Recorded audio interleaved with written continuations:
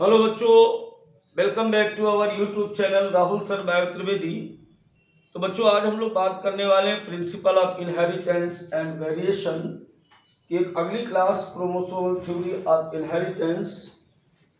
Class को start करने से पहले एक बात बताना चाहेंगे हम आपको कि बच्चा यहाँ पर थोड़ा सा ध्यान रख के पढ़ने की ज़रूरत है, क्योंकि ये टॉपिक थोड़ा सा कॉम्प्लिकेटेड है, थोड़ा ट्विस्टेड है।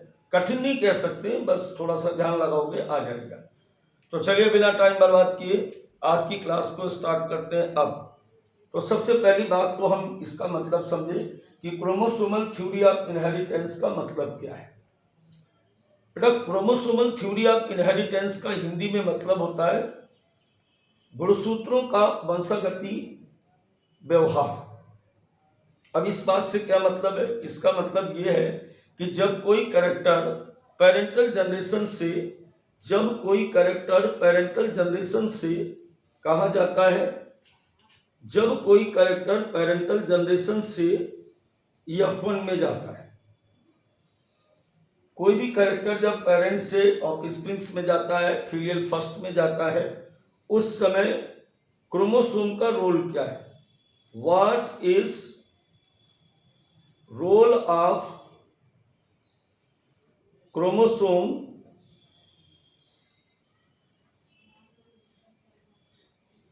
During heredity. इसका मतलब ये है कि आनुवंशिक लक्षणों के स्थानांतरण में गुणसूत्रों का रोल क्या होता है, क्रोमोसोम का रोल क्या होता है। लेकिन इससे पहले एक बार हम वापस मेंडल की तरफ चलेंगे। तो जैसा कि आपको बताया गया था कि Mendel published his work on inheritance of characters in 1865, but it remained recognized till 1900 because of the following reasons. Mendel ने अपने कार्य की शुरुआत, जैसा कि आप सभी को पता है कि 1856 से स्टार्ट किए एक्सपेरिमेंट, 63 में अपने एक्सपेरिमेंट समाप्त किए और सबसे पहली बार उनके जो रिजल्ट थे, उनकी जो थ्योरी या थीसिस थी, वो 1965 में प्रकाशित हुई। लेकिन उस थ्योरी या थीसिस को पूरी तरह से क्रेडिट नहीं मिल पाई। क्यों नहीं मिल पाई? इसके पीछे कुछ कारण थे, उन कारणों पर भी हम विचार करेंगे। मेरा पहला कारण था कि firstly communication was not easy as it is now in those days and his work could not be widely published. उस समय प्रचार प्रसार का साधन कम था, तो मेंडल अपनी बात को, अपने सिद्धांतों को कम लोगों तक पहुंचा पाए। देखो, हिंदी वाले बच्चों के लिए भी मैंने यहाँ पे लिख दिया है, एक बार दोबारा से देख लें। मेंडल ने अपना कार्य 1865 में प्रकाशित किया, ये 1900 तक गुप्त बना रहा। इसके निम्न कारण थे। पहला कारण क्या मैंने बताया बेटा? पहला कारण ये था कि उस समय प्रचार प्रसार के साधन उपयुक्त नहीं थे और इनके जो लेख थे वो सबसे पहली बार proceeding of Brunn natural science society में छपे थे और ये छोटा सा अखबार था जो कम लोगों तक जाता था। तो सर्कुलेशन कम होने के कारण मेंडल अपनी बात को ज्यादा लोगों तक नहीं पहुंचा पाए। ये एक बड़ा फैक्टर हम कह सकते हैं। दूसरा मैटर बेटा ये रहा, यहां पर आप देख सकते हो स्क्रीन पर कि secondary his concept of gene factor in Mendel works as a stable and discrete unit that control the expression of traits and of the pair of alleles which did not blend with each other was not accepted by his followers. Their delay Mendel's approach of using mathematics to explain biological phenomena. This was totally new and unacceptable to many of the biologists of his time. Hindi में अगर लिख रहे हैं तो आप समझेंगे इस बात को कि उनका जीन कॉन्सेप्ट कारक अभिमिश्रणी पृथक इकाइयों या कारकों की धारणा नहीं बेटा, यहाँ पे धारणा है।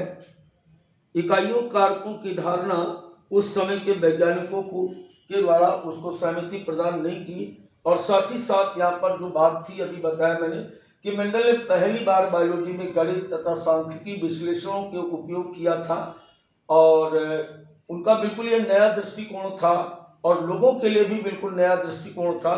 लोग इस बात को पचा नहीं पा रहे थे, इस बात को हजम नहीं कर पा रहे थे कि बायोलॉजी में मैथ किस तरीके से घुस गई, है ना, बायोलॉजी में मैथ कहाँ से आ गई। इस बात को उस समय के जो वैज्ञानिक थे वो उसे एक्सेप्ट नहीं कर पाए। दूसरा तीसरा सबसे बड़ा ये कारण था कि मेंडल को उनके जीवन काल में इसकी क्रेडिट नहीं मिल पाई। अब इसके बाद अगर हम बात करें कि 1903 scientist came in the study about the Mendelism. इसके बाद 3 वैज्ञानिक और आए जिन्होंने मेंडल के द्वारा खोजे गए या किए गए एक्सपेरिमेंट को दोबारा से किया और वो तीनों वैज्ञानिक जो थे वो थे ह्यूगो डे बेरिस साहब थे, कार्ल कोरेन साहब थे और वॉन सेनमार्क थे। इन लोगों ने क्या किया कि मेंडल के एक्सपेरिमेंट को एक बार फिर से री एक्सपेरिमेंटाइज किया। जैसा कि आप देख रहे हो स्क्रीन पर कि 1900 में 3 वैज्ञानिकों ने स्वतंत्र रूप से मेंडल द्वारा खोजे गए आनुवंशिकता के सिद्धांतों की पुनर्खोज की। उसमें से पहला नाम था ह्यूगो डे बेरिस जो हॉलैंड से थे, कार्ल कोरेंस जो जर्मनी से थे, वॉन सेरमैक जो ऑस्ट्रिया से थे। इन लोगों ने अपने अपने देशों में अलग अलग तरीके से मेंडल के नियमों को दोबारा से करने की कोशिश की या किया और उन्होंने वही रिजल्ट पाए। कौन से रिजल्ट पाए जो मेंडल के जमाने में खोजे गए थे। लेकिन अब तक एक बड़ी बात हो गई थी कि गुणसूत्रों की खोज हो गई थी। 1902 में अर्धसूत्री कोशिका विभाजन के समय गुणसूत्री गति की खोज कर लिया गया था। ये एक नई चमत्कारिक बातें थी और उन चमत्कारिक बातों की वजह से इन्होंने मेंडल के सभी नियमों को सत्यापित करने की कोशिश की। तो चलिए अब वो वक्त आ गया जब हम आपको ये बात बताएंगे। तो बेटा यहाँ पर जो भी आप पढ़ने जा रहे हो वो क्रोमोसोमल थ्योरी थी और जो मेंडल में कमियां रह गई थी, जो मेंडल अपने जीवन काल में बता नहीं पाए थे लोगों को, उनके बारे में हम बात करेंगे कि कैसे इकाइयां अलग अलग हो जाती हैं, क्यों लक्षण मर्ज नहीं होते हैं, उसने जो एक कारक या फैक्टर शब्द का प्रयोग किया था उसका मतलब क्या था। क्योंकि यहाँ पर हम बात करेंगे क्रोमोसोमल थ्योरी ऑफ इनहेरिटेंस की, तो सबसे पहले बेटा एक बार हम आपको फिर से सेल डिवीजन की ओर थोड़ा सा लिए चलते हैं। आपके पास देखो ये सेल साइकिल बना हुआ है, यहाँ पर ध्यान से देखिएगा क्योंकि असली बात यहाँ से स्टार्ट होगी अब क्रोमोसोमल थ्योरी की। यहाँ पर आप सेल साइकिल देख रहे हो, तो सेल साइकिल में 2 फेस होते हैं, एक इंटरफेस होता है और एक होता है एम फेस। एम फेस में आपको क्या बताया गया था कि यहाँ पर डिस्ट्रीब्यूशन होता है, जबकि आई फेस यानी इंटरफेस में सेल अपने आप को क्या करती है, विभाजन के लिए तैयार करती है।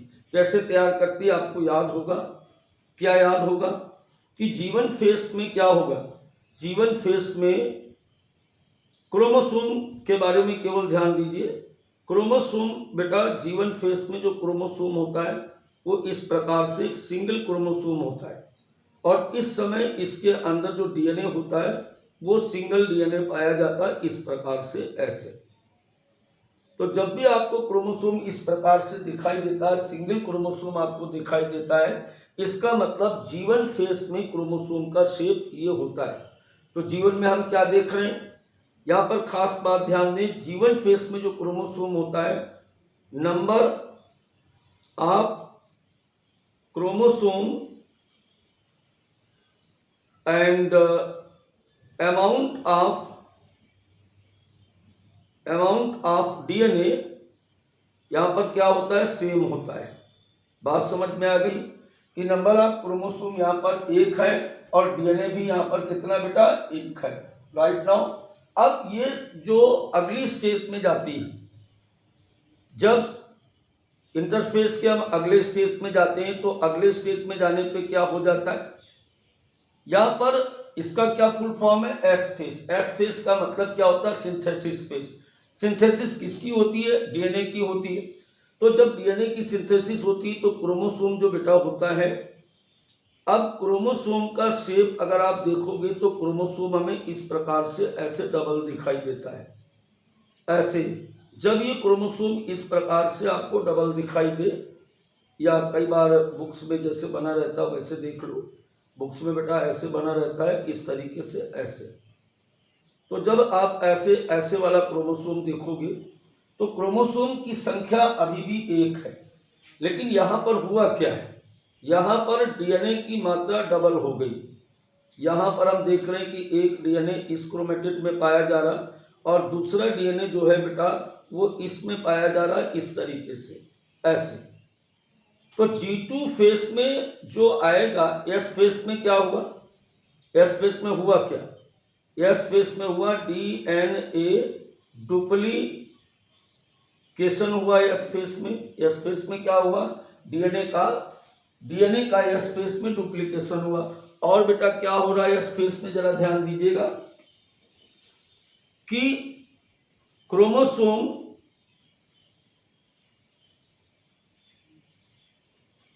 remain same but amount of DNA is double। क्योंकि हमें क्रोमोसोम के बिहेवियर को समझना अगर हेरिडिटी में, तो सबसे पहली बात आपको सेल डिवीजन मियोसिस बड़े अच्छे से आना चाहिए। तो यहाँ पर क्या हो गया, यहाँ पर हम देख रहे हैं कि क्रोमोसोम अभी भी एक है, इसको दो क्रोमोसोम नहीं मानेंगे, एक ही क्रोमोसोम मानेंगे। दो क्रोमेटिड है, दोनों में डीएनए अलग अलग है। तो यहाँ पर आप देख रहे हो कि अमाउंट ऑफ डीएनए डबल हो जाता है, क्रोमोसोम सेम रहता है। तो G2 फेस में जो आपको क्रोमोसोम मिलेगा वो G2 फेस में क्रोमोसोम कैसा मिला, इस प्रकार का क्रोमोसोम आपको G2 फेस में मिलता है। चलिए अब हम लोग बात करेंगे, किस बात बारे में बात करेंगे कि इस दौरान सेल डिवीजन में हुआ क्या क्या। चलिए यहां पर बात करते हैं।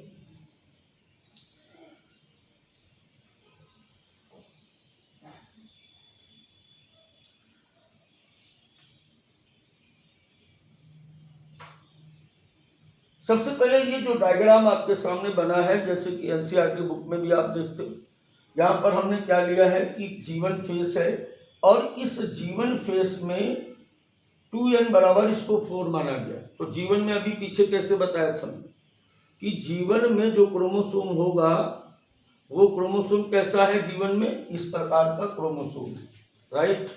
जीवन में क्रोमोसोम कैसा है, इस प्रकार का है। लेकिन जैसे ही हमारी सेल किसमें जाएगी बेटा, जैसे ही हमारी सेल G2 में जाएगी, तो G2 में जाने पर क्या हो जाएगा, G2 में जाने पर क्रोमोसोम इस तरीके से आप देख सकते हो कि जितना पहले था उसका जस्ट डबल ये अब क्रोमोसोम आपको ऐसे दिखेगा, और ये वाला जो 2 दिख रहा था ये कैसे दिखेगा, ये 4 हो गया, जस्ट डबल हो गया। यहाँ पर क्रोमोसोम एक था, डीएनए भी एक था, लेकिन जैसे ही हम यहाँ पे आते हैं तो क्रोमोसोम अभी भी एक है, लेकिन डीएनए की मात्रा इसमें कितनी हो गई, यहाँ पर डीएनए की मात्रा बेटा कितनी हो गई, यहाँ पर डीएनए की मात्रा हो जाती है डबल, राइट। नीचे वाले में भी ऐसे ही होगा। तो यहाँ भी हम देख सकते हैं, यहाँ पर हम लिखेंगे 2n बराबर 4, राइट। अब ये 2n बराबर 4 कैसे हो गया, जरा दूसरा भी देख लीजिए। यहाँ पर हम देखेंगे कि एक क्रोमोसोम हमने और लिया है इस तरीके से ऐसे, और दूसरा भी हम यहाँ पे लेंगे इस तरीके से, इस तरीके से ऐसे। तो हम 4 क्रोमोसोम लेके चल रहे हैं, इसलिए हम यहाँ पर बार बार लिख रहे हैं कि 2n बराबर 4। तो अभी आपके पास 2n सेल है, जहाँ पर पहले जीवन में कैसा था, ऐसा था। अब ये कैसे हो गया, ये ऐसे हो गया कि after S phase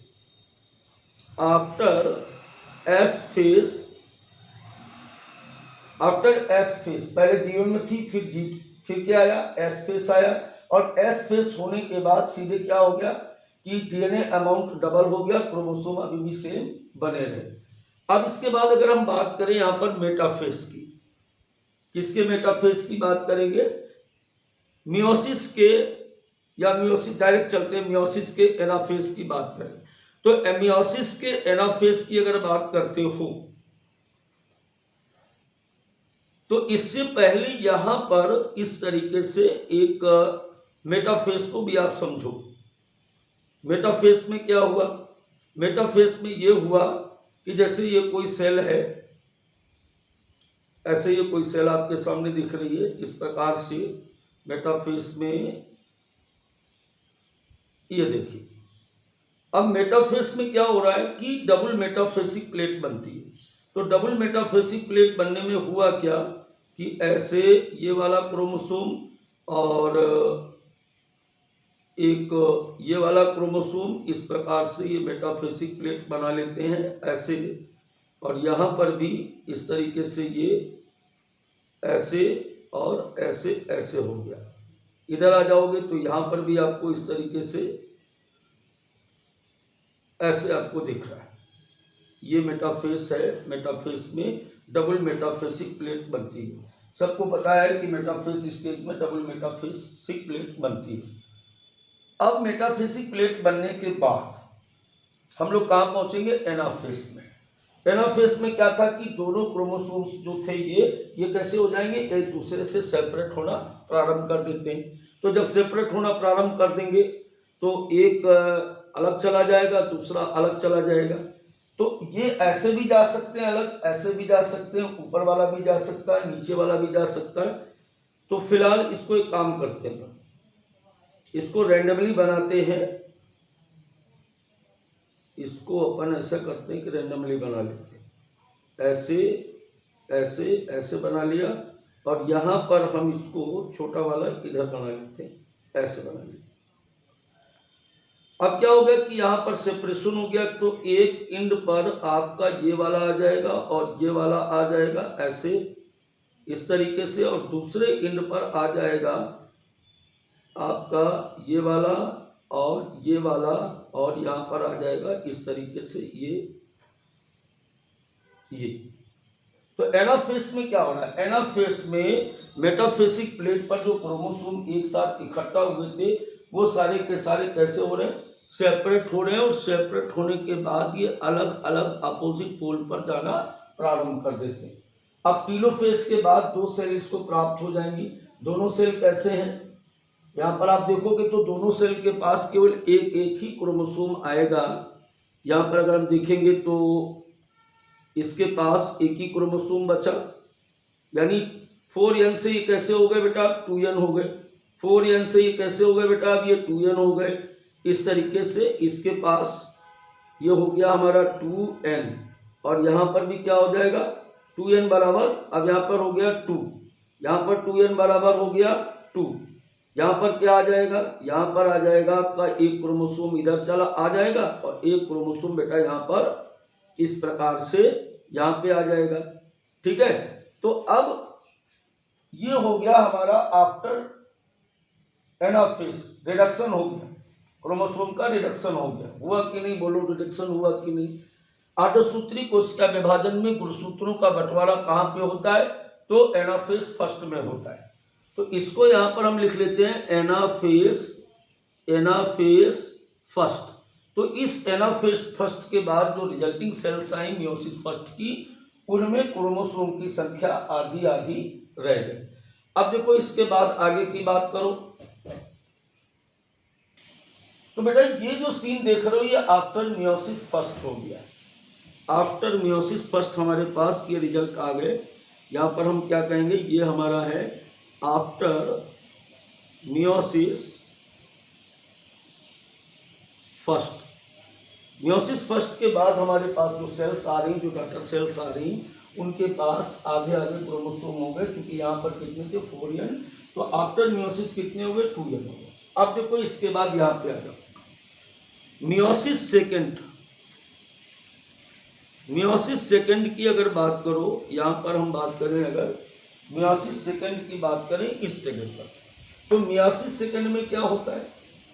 meiosis second में जब एनाफेस स्टेज आएगी तो उस एनाफेस में क्या हो जाएगा कि ये जो क्रोमोसोम आपको दिख रहा है मियोसिस सेकेंड में, यहाँ पर मियोसिस सेकेंड में क्या होगा कि ये जो क्रोमोसोम अभी आपको ऐसे जुड़ा हुआ दिख रहा है, ऐसे जुड़ा हुआ दिख रहा है, यहाँ पर भी आपको ऐसे जुड़ा हुआ दिख रहा है, आपस में ऐसे दिख रहे हैं ना, ये वाले यहाँ पर ऐसे आए हुए। मियोसिस फर्स्ट में क्या होगा, यहाँ मियोसिस सेकंड के एनाफेज में यहाँ पर सेपरेशन होगा, यहाँ पर भी सेपरेशन होगा, तो ये वाला क्रोमोसोम इससे अलग हो जाएगा, ये वाला भी अलग हो जाएगा, ये वाला भी यहाँ पे अलग हो जाएगा इस तरीके से, और ये वाला भी यहाँ पर अलग हो जाएगा। तो इस तरीके से सेंट्रोमियर से यहाँ पर विभाजन हुआ। यहाँ पर सेंट्रोमियर से विभाजन नहीं हुआ था, यहाँ पर हम क्या देख रहे थे कि क्रोमोसोम अलग अलग हुए थे। यहाँ पर क्रोमोसोम स्प्लिटिंग हुई, यहाँ पर क्रोमोसोम बीच से फटा, और फटने के बाद अपोजिट पोल पर चले गए। फाइनली क्या हो जाएगा कि इस वाली सेल के पास यहाँ पर एक क्रोमोसोम, यहाँ पर एक क्रोमोसोम, यहाँ पर जब आप आएंगे तो यहाँ भी एक क्रोमोसोम ये वाला, एक क्रोमोसोम ये वाला, और दूसरा वाला जो क्रोमोसोम आप लेके चले थे वो वाला यहाँ पर ऐसे हो जाएगा इस तरीके से, और ये वाला भी यहाँ पर ऐसे हो जाएगा, और यहाँ पर हम देखेंगे तो ये इस तरीके से सबके पास यहाँ पर n बराबर 2, n बराबर 2, n बराबर 2, n बराबर 2। अब एक बार पूरी बात को ध्यान से समझना, अब केवल बोर्ड पर देखेंगे और समझेंगे, क्योंकि अब पढ़ाना नहीं, रिवाइज कराना। Chromosomal behaviour during meiosis with 4 chromosome, 4 chromosome बेटा यहाँ पर हमने ले रखे हैं। जीवन फेस में जो क्रोमोसोम होता है वो सिंगल क्रोमोसोम होता है, और जैसे ही हम बच्चों यहाँ पर आए, कहाँ पर आए, ये डायरेक्ट नहीं आया, ये कब आया, ये क्या लिखा हुआ, ये जीवन के बाद यहाँ पर ये G2 फेस है। ये कौन सा फेस है, G2 फेस है। लेकिन आपको पता है ना कि G2 में तभी हम आएंगे जब पहले हम S फेस में जाएंगे कि नहीं जाएंगे। और S फेस में क्या हुआ था, डीएनए का डुप्लीकेशन हुआ, तो डीएनए के डुप्लीकेशन के कारण जो ये अभी सिंगल क्रोमोसोम दिख रहा है, कैसे दिखने लगा, ऐसे दिखने लगा। एक डीएनए इसमें चला गया, एक डीएनए इसमें चला गया, समझ गए ना। तो क्रोमोसोम की संख्या अभी भी समान है, लेकिन ये इस तरीके से बाइवेलेंट आपको दिख रहा है। क्लियर हुआ। अभी भी 2n बराबर 4, लेकिन डीएनए अमाउंट यहाँ पर डबल हो गया। अब हम डायरेक्ट बात करते हैं एनाफेज फर्स्ट की। तो एनाफेज फर्स्ट में क्या होगा कि जो भी क्रोमोसोम थे वो बटेंगे, अलग अलग दिशा में चले जाएंगे टेलोफेज में जा करके, और साइटोकाइनेसिस के द्वारा 2 सेल यहाँ पे बना रहे हैं। तो जो भी हमारे पास 2n बराबर 4 था वो यहाँ पर कितना हो गया, 2n बराबर 2 हो गया, राइट। अब आगे वाला डिवीजन जो होता है वो मियोसिस सेकंड होता है। पूरे मियोसिस सेकंड में होता कुछ नहीं, जो एक क्रोमोसोम दो ऐसे जुड़ा हुआ था ना, वो सेंट्रोमियर से ऐसे अलग हो गया, और अलग होकर के जो डॉटर सेल्स बनी उनमें अलग अलग वितरित हो गई। ये बात आपको समझ में आ गई होगी। जब तक ये नहीं समझ में आएगी, जब तक पूरी बात आगे की समझ में आनी नहीं है। तो इसीलिए क्रोमोसोमल थ्योरी थोड़ी सी टफ मानी जाती है, क्योंकि जिस बच्चे को अगर मियोसिस नहीं आता तो उसको ये चीज़ समझ नहीं आएगी। चलिए अब देखो, इसको हम एप्लीकेट करते हैं मेंडल्स लॉ में। सटन बोवेरी ने सिर्फ यही किया था कि जो मियोसिस के दौरान गुणसूत्रों की गति थी, क्रोमोसोमल का माइग्रेशन था, उसका रोल क्या है। क्रोमोसोमल थ्योरी इसीलिए कहा गया इसको कि chromosomal behaviour during meiosis with 4 chromosome. ये आपने देखा कि गुणसूत्र किस प्रकार से ऐसे बिहेव करते। अब इस बिहेवियर से जेनेटिक्स का क्या लेना देना है। इसी बिहेवियर को यानी मियोसिस को ही उन्होंने जोड़ दिया किसमें जोड़ दिया था, उन्होंने जोड़ दिया किसमें जोड़ दिया, जेनेटिक्स के साथ जोड़ दिया। कैसे जोड़ दिया, चलो तुम भी जोड़ना सीख लो, बहुत आसान तरीका है, बहुत ही आसान है। अब जैसे अपन ने डाईहाइब्रिड क्रॉस में लिया था, डाईहाइब्रिड क्रॉस में हमने क्या लिया था, थोड़ा सा रंगबाजी हो जाए यानी रंग बदल लिया जाए। तो हमने लिया था बेटा, यहाँ पर आपको याद होगा कि कैपिटल आर और कैपिटल वाई, दूसरा इसका लिया था स्मॉल आर स्मॉल वाई। इसको हमने नाम दिया था राउंड एंड येलो लिया था, और इससे हमने नाम दिया था, क्या नाम दिया था, रिंकल्ड के साथ साथ और क्या नाम दिया था इसको नाम हमने दिया था ग्रीन। अब जब इसका जो F1 आएगा तो इसका जो F1 आएगा वो कितना कैसा आ जाएगा, capital R small R capital Y small Y, ये आ गया कि नहीं आ गया। अब जब F1 फाइंडिंग्स के बीच हम क्या कराते थे, F1 फाइंडिंग्स को आगे की जनरेशन को क्रॉस यानी F2 जनरेशन प्राप्त करने के लिए हम क्या करते थे, इनके गैमेट्स बनाते थे। तो पेपर पर गैमेट्स बनते थे या क्रोमोसोमल बिहेवियर का इसका क्या सीन है, ये दोनों चीज़ें यहाँ पर जोड़ के देखनी, अपने आप आपको क्रोमोसोमल थ्योरी समझ में आ जाएगी। तो जब आप पेपर पे बनाते थे तो हमने आपको सिखाया कि capital R, capital Y, capital R, small Y, capital R, small R, capital Y, small R, small Y, ये 4 प्रकार के गैमेट्स यहाँ पर आपको मिल रहे थे। 4 प्रकार के यहाँ पर आपको गैमेट्स मिल रहे थे, आप देख सकते हो या पहले आपने बना रखे हैं, ठीक है। ये 4 प्रकार के गैमेट्स आपको मिलते थे। अब मेंडल ने अपने अगले यानी सटन और बोवेरी ने यही चीज समझाने के लिए इस थ्योरी को दिया कि ये गैमेट्स आखिर बनते कैसे हैं। तो चलिए आप भी बनाना सीखिए। चलिए हम एक सेल लेते हैं, यहाँ पर अपन क्या करते हैं, एक सेल ले लेते हैं, ऐसे एक सेल ले लेते हैं।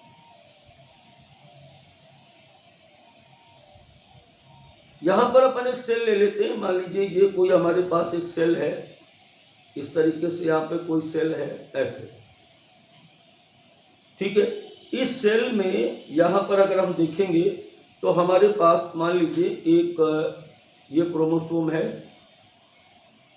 इस प्रकार से एक ये ब्लू वाला क्रोमोसोम आप देख रहे हो, और इसके साथ एक क्रोमोसोम हम चलो रेड वाला ले लेते हैं, ऐसे एक क्रोमोसोम ये ले लिया रेड वाला, ठीक है। 2 क्रोमोसोम और लेने पड़ेंगे आपको, यहाँ पर एक मान लीजिए ये ले लिया हमने ऐसे, और एक ले लिया हमने इसके साथ ये वाला ले लेते हैं, कोई भी ले लो, कलर से क्या फर्क पड़ता है, ऐसे ले लिया, ठीक है। अब इसका हम नाम रख देते हैं, इनमें से नाम रखते हैं, जैसे अभी आप पीछे नाम लेके आ रहे हो, मान लो इसका नाम रख दिया कैपिटल आर, ठीक है। एक का नाम हमने रख दिया कैपिटल वाई, दूसरे का नाम हमने रख दिया स्मॉल आर, और अगले का नाम हमने रखा स्मॉल वाई। अब देखो अगर यहाँ पर देखो, हम यही लेके चल रहे हैं जो मैंने अभी आपको बताया था। क्या बताया था कि F1 में जो आए हुए इनसे हमें गैमेट्स कैसे मिल जाते हैं, ये बात थी ना। तो capital R, small R, capital Y, small Y, यहाँ पर हम देख रहे हैं capital R, small R, capital Y, small Y, देख रहे हैं कि नहीं देख रहे, capital R, small R, capital Y, small Y. अब चलिए आगे देखते हैं। अब इसमें प्रोबेबिलिटी जिस समय ये सेपरेट होंगे तो 2 बन सकती है। चलिए प्रोबेबिलिटी नंबर 1 पर बात करते हैं। प्रोबेबिलिटी नंबर, यहाँ पर पॉसिबिलिटी नंबर 1 की बात करें, पॉसिबिलिटी क्या हो सकती, पॉसिबिलिटी 1 की अगर बात की जाए तो chromosome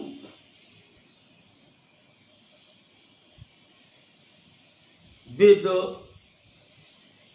capital R and capital Y at one pole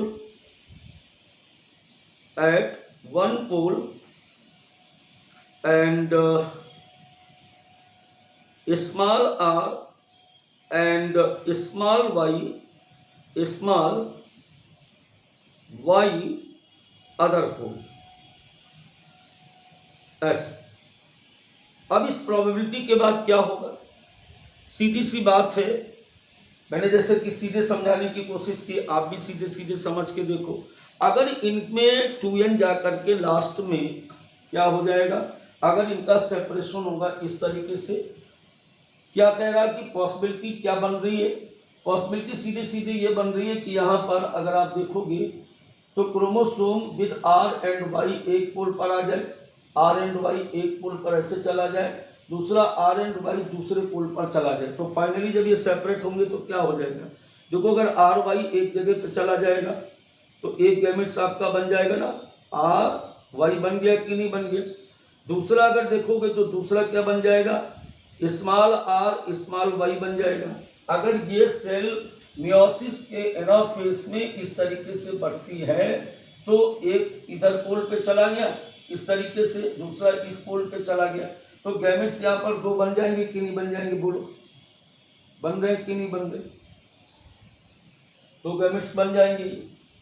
अरे यार ये देखो आर वाई इधर आ जाए, आर वाई इधर आ गया, तो दो प्रकार के गैमेट्स बन गए। अब जरा पॉसिबिलिटी नंबर 2 देखिए। अगर हम पॉसिबिलिटी नंबर 2 की बात करें तो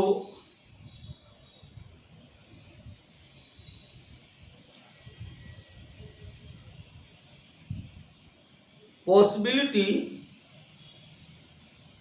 नंबर 2 की अगर बात की जाए तो क्या हो सकता है कि chromosome with R and Y, chromosome capital R and small Y at one pole and capital Y and small R are other pole, अगर ये दूसरे पोल की तरफ से बढ़ते हैं। अभी तो हमने कैसे बांटा, इसको ऐसे बांटा, लेकिन अभी क्या कह रहा वो, अभी क्या कह रहा है कि कैपिटल आर के साथ स्मॉल वाई चला जाए, स्मॉल आर वाई के साथ स्मॉल आर चला जाए। कैसे बन जाएगा भाई, बन जाएगा, बहुत अच्छे से बन जाएगा। मान लीजिए यहाँ पर हम जाते हैं तो ये ऐसे हो जाए, ये इसके साथ चला जाए और ये वाला जो है वो इसके साथ चला जाए। I think no problem. जब ऐसा करेगा ये तो दो अलग अलग प्रकार के गैमेट्स आपको मिल जाएंगे। क्या मिल जाएंगे कि कैपिटल आर स्मॉल वाई बन जाएगा कि नहीं बन जाएगा, बताओ। ये बन जाएगा कैपिटल आर स्मॉल वाई और बन जाएगा एक आपका स्मॉल आर स्मॉल वाई। अब आप देखो वही सारे के सारे फेसेस यहाँ पर वापस लौट के आ गए जो हम लोग मैनुअली यहाँ पर बनाते हैं। बस थोड़ा सा अगर बच्चा समझदार है तो पूरी बात समझ गया कि ये जो गैमेट्स हैं वो ऐसे नहीं है कि किसी ने ऐसे उठा के रख दिए। हालांकि मेंडल ने इसको ऐसे ही समझाया था, लेकिन सटन और बोवेरी ने इस बात को बताया कि वास्तव में ऐसा होता है। और ऐसा कब होता है? ऐसा होता है मियोसिस के एनाफेज में, कि जो जिस पोल पर चला जाएगा उसके आधार पर गैमेट्स इस प्रकार से बन जाएंगे।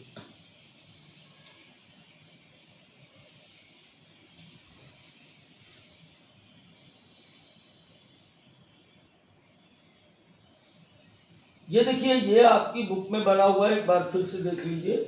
यहाँ पर G1 में एक क्रोमोसोम दिखाया गया, G2 में यहाँ पर जस्ट डबल हो गया क्योंकि डीएनए का डुप्लीकेशन हो गया बेटा। यहाँ पर ये मियोसिस का एनाफेज फर्स्ट है जहाँ पर क्रोमोसोम अलग अलग हो रहे हैं। मियोसिस सेकेंड एनाफेज में क्या होगा कि यहाँ पर 2n सेल थी, 2n बराबर 4 थे। यहाँ पर आप क्या देख रहे हो, यहाँ पर हम देख रहे हैं कि 2n बराबर 4 देख रहे हैं और यहाँ पर 2n बराबर कितने हो गए, 2 हो गए कि नहीं हो गए। और यहाँ पर क्या हो गया, सब अलग अलग हो गए भैया। यहाँ पर हम क्या देख रहे हैं, यहाँ पर हम देख रहे हैं कि n बराबर 2, n बराबर 2, n बराबर 2 और n बराबर 2। तो भाई साहब जो एनसीईआरटी का डायग्राम था वो दरअसल बना क्या है, मियोसिस सेल डिवीजन बना हुआ है और बड़ा ही आसान मामला, ऊपर मैंने पूरी तरीके से इसको समझा दिया। अब अगर अपन बात करें यहाँ पर आगे की, दरअसल यहाँ पर आगे की बात करेंगे अगर, तो बड़ी स्पष्ट बात यहाँ पर एक निकल के आ रही है। वो स्पष्ट बात ये थी कि वास्तव में इस पूरी थ्योरी के अंतर्गत ये कहना क्या चाह रहे थे। इन्होंने कहने की कोशिश की, like the heredity traits chromosome retain the number structure and individually throughout the. हाँ जी बच्चों, जरा यहाँ पर मैं बात कर रहा था अभी आपसे। Walter Sutton and Theodore Boveri noted that the behavior of chromosome was parallel to the behavior of gene and used chromosome movement to explain Mendel's law। Sutton और बोवेरी ने इस बात को महसूस किया, क्या नोट किया that behavior of chromosome was parallel to behavior of gene।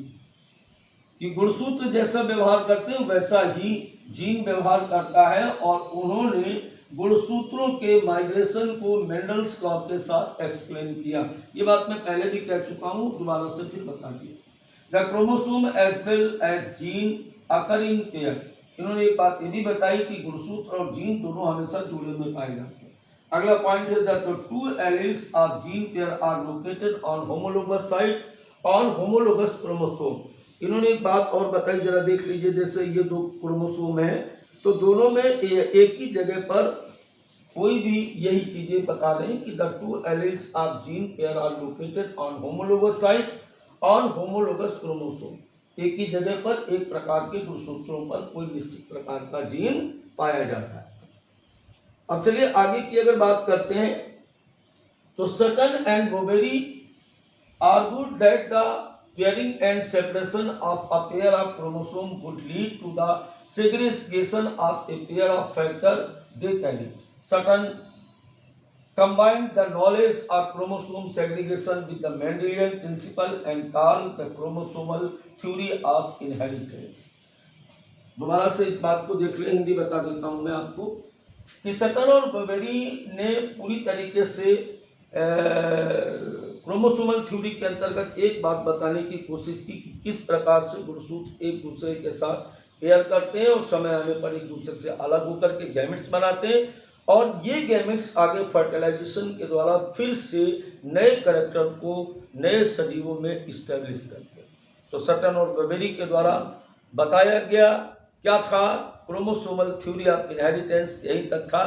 फिर मिलते हैं हम आपसे एक नई क्लास के साथ, रिकॉम्बिनेशन एंड लिंकेज के साथ।